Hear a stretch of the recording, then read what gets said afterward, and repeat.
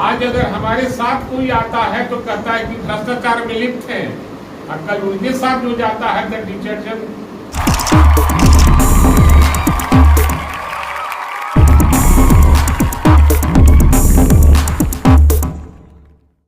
नालंदा जिला राष्ट्रीय जनता दल कार्यालय बड़ी पहाड़ी बिहार शरीफ में लोक लेखा समिति के सभापति और मनेर के विधायक भाई वीरेंद्र ने एक प्रेस वार्ता को संबोधित किया।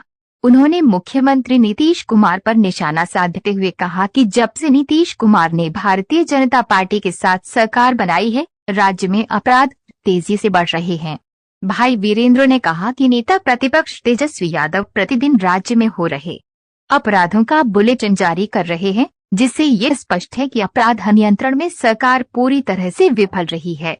उन्होंने दावा किया कि तेजस्वी यादव ने अपने 17 महीने के उप मुख्यमंत्री कार्यकाल में जनता से किए गए चुनावी वादों को पूरा करने की भरपूर कोशिश की। भाई वीरेंद्र ने विशेष रूप से तेजस्वी यादव के उन ऐतिहासिक कार्यों का जिक्र किया, जिनमें 5 लाख नौकरियों का वादा, नियोजित शिक्षकों को सरकारी कर्मी का दर्जा देने का प्रयास और जातीय जनगणना करवाकर आरक्षण का दायरा बढ़ाने जैसी पहल शामिल हैं। सरकार घबराकर और कनी काटकर बीजेपी के फेरा में चली गई। तो आज माननीय नीतीश कुमार जी बीजेपी के शासन में जाकर अपने आप को अच्छा महसूस नहीं कर रहे हैं। वो जानते हैं कि ये लोग कौन हैं। ये अंग्रेजों के दलाल थे जिनका शासन देश में। जब आजादी की लड़ाई लड़ी जा रही थी, यही लोग हमारे वीर सपूतों को, जो देश की आजादी की लड़ाई हिंदू मुस्लिम सिख ईसाई सब अपनी जान की कुर्बानी देकर इस देश को आजाद कर रहे थे, ये लोग आजादी की लड़ाई में जो कूदे लोग हैं, चाहे भगत सिंह हो, ऐसे सरीखे कितने लोग को फांसी के तख्ते पर पहुंचाने वाले यही आरएसएस के लोग हैं, यही जनसंघ के लोग हैं जो आज बीजेपी कहलाते हैं।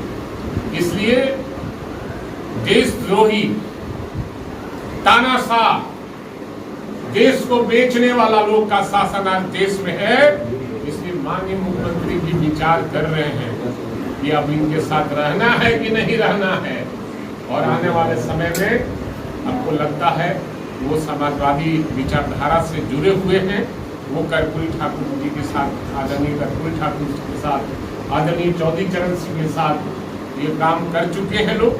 इसलिए आने वाले दिनों में निश्चित रूप से उनका भीतर का जो वो चीज है वो जगेगा और एक लात मारकर उसको जरूर से हमारे साथ आवे या ना आवे, बीजेपी के साथ नहीं रहेंगे, हमको ऐसा प्रतीत होता है। भ्रष्टाचार चरम सीमा पर है और बीजेपी वाले जो भ्रष्ट लोग हैं, आज अगर हमारे साथ कोई आता है तो कहता है कि भ्रष्टाचार में लिप्त हैं, और कल उनके साथ जो जाता है तो डिटर्जेंट पाउडर से घोड़ के और उसको कहता है कि बहुत पाक साफ आदमी है। इसलिए हमको लगता है कि बीजेपी से निजात पाने के लिए, एनडीए से निजात पाने के लिए हम सबको तैयार होना पड़ेगा और जाति धर्म सबको छोड़कर ऊपर उठकर और भारत कैसे बचे, हमारा बिहार कैसे विकसित हो, इस पर हम सब लोग को काम करना होगा। यही प्रधानमंत्री के बनने के पहले और बनने के बाद भी बिहार को वादा किया था कि बिहार विशेष राज्य का दर्जा देंगे।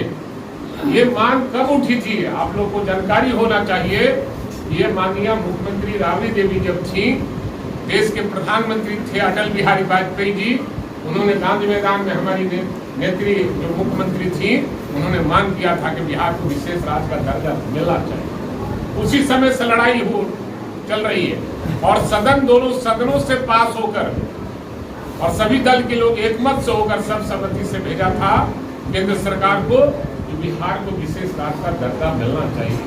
लेकिन आज तक बिहार के विकास के लिए कोई काम नहीं हो पा रहा है और बिहार में जो बीजेपी शासित जो मंत्री हैं वो खुलेआम लूटने पर लगे हुए हैं, जनता का दोहन शोषण सब कर रहे हैं, क्राइम उन्हीं के आते ही बढ़ गया है। इसलिए इससे निजात पाने के लिए राष्ट्रीय जनता दल और महागठबंधन के कार्यकर्ता लंगोटा खोस के खड़े हैं और गांव में गरीबों के बीच में जा रहे हैं और सबके बीच में जा रहे हैं, क्योंकि ये एनडीए के लोग देश में नफरत पैदा करना चाहते हैं, नफरत पैदा करने वाले लोगों का राजनीति में कहीं जगह नहीं होती है। नफरत से सब लोग आदमी समझ चुका है, ये नफरत फैलाने वाली पार्टी है। इसलिए राष्ट्रीय जनता दल अगुवाई कर रही है महागठबंधन की, और महागठबंधन के सभी जो घटक दल हैं वो सब लोग गांव में इस बात को रखने का काम करेंगे, और हम सदस्यता अभियान के माध्यम से भी जनता के बीच में जाने का काम करेंगे, और बिहार में इतना सदस्य हम लोग बनाएंगे कि रिकॉर्ड कायम होगा। देखिए, जब जब हम विधानसभा के सदस्य हुए हैं तो 5 साल रहे, बीच में चुनाव नहीं हुआ। अब अनहोनी हो तो उसको कहा नहीं जा सकता, लेकिन समय 25 में है, अक्टूबर में होने का अभी कोई चांसेस हमको नहीं दिखाई दे रहा है, क्योंकि ये वोटर लिस्ट का भी प्रकाशन अभी नहीं हो पाया है। उसका भी डेट हम समझते हैं कि दिसंबर 1 जनवरी को प्रकाशन है। इसलिए हमको लगता अब जनता और नेता जो चाहते हैं वो होगा। हम लोग हमेशा तैयार हैं, जब भी चुनाव होगा महागठबंधन और राष्ट्रीय जनता दल एकदम टूटा ठोक के तैयार है। बिहार में क्राइम बढ़ चुका है, अभी बता रहे थे क्रिमिनल है, उसके कौन सा नेता है? ये भाई, ये तो पता लगाना आप लोगों का काम है, सरकार का काम है कि कौन इन क्रिमिनल को हमने शपथ दिलाया है। ये तो मेरा काम नहीं है। हमको जो पता चला है लोगों के द्वारा कि क्रिमिनल भी इस मंत्रिमंडल में शामिल है, उस मंत्री को खोजना सरकार का काम है। और सरकार अगर अपने मंत्रिमंडल में शामिल क्रिमिनल को नहीं हटाती है तो यही साबित होगा कि क्रिमिनल पोषक सरकार है और क्रिमिनलों को तरजीह सरकार देती है। आरजेडी ने कल एक्स पोस्ट पर पोस्ट किया था कि उन्होंने कहा था कि अन्य मार्ग भ्रष्टाचार की गंगोत्री है। निश्चित रूप से ये पहले भी हमारे नेता तेजस्वी प्रसाद यादव ने कहा था कि एक अन्य मार्ग से जो जुड़े हुए लोग हैं, पदाधिकारी हो, नेता हो, कई ऐसे लोग हैं जिसका नाम एक्सपोज भी उन्होंने किया है, वहाँ से तय होता है कि कितने पर किसका ट्रांसफर होगा। इसलिए हम समझते हैं कि ये उन्होंने जो बोला है वो सही है, और एक अन्य मार्ग से भ्रष्टाचार का धारा निकलता है, वहीं से पूरे बिहार में निकलता है। और देश को लूट लिया मिल के हुस्न वालों ने, उजला उजला बाल और उजल दाढ़ी वालों ने। चल संख्या जानने का अधिकार हो, चाहे वो किसी जाति और धर्म के लोग हैं, और ये देखेगा कि बजट में हमारे जाति के उत्थान के लिए क्या प्रावधान किया गया है सरकार के द्वारा।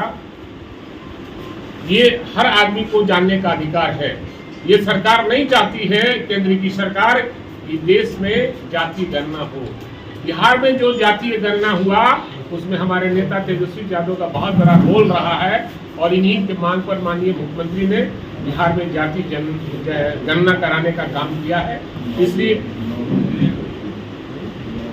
हाँ, और जो आरक्षण का दायरा बढ़ाया गया था 65%, 75%, उसको 9वीं अनुसूची में शामिल करने के लिए हम लोग आंदोलन भी किया है। सदन और सदन के बाहर में भी इस बात को रखा गया है, और आगे भी हमारे नेता पूरे बिहार का दौरा कर रहे हैं जिले का, क्योंकि अभी पूजा का समय है, तो लोगों की मांग हुई कार्यकर्ताओं की, पूजा का समय है, दुर्गा पूजा, छठ पूजा सब इसी में है। इसलिए इस दौरे को स्थगित किया जाए। दुर्गा पूजा के बाद, छठ पूजा के बाद इस कार्यक्रम की रफ्तार पकड़ेगा और लोगों के बीच में हमारे नेता जाने का काम करेंगे।